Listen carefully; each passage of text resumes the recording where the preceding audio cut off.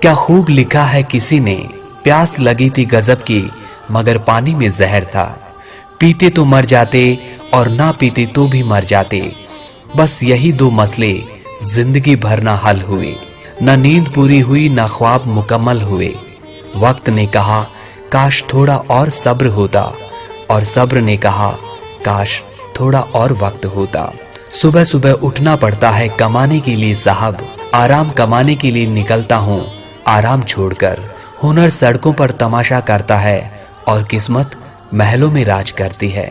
शिकायतें तो बहुत है तुझसे ए जिंदगी, पर चुप इसलिए हूं कि जो दिया तूने वो भी बहुतों को नसीब नहीं होता। अजीब सौदागर है ये वक्त भी, जवानी का लालच देकर बचपन ले गया, अब अमीरी का लालच देके जवानी ले जाएगा। लौट आता हूं वापस घर की तरफ हर रोज थका हारा। आज तक समझ नहीं आया कि जीने के लिए काम करता हूं या काम करने के लिए जीता हूं। थक गया हूं तेरी नौकरी से ए जिंदगी, मुनासिब होगा कि मेरा हिसाब कर दे।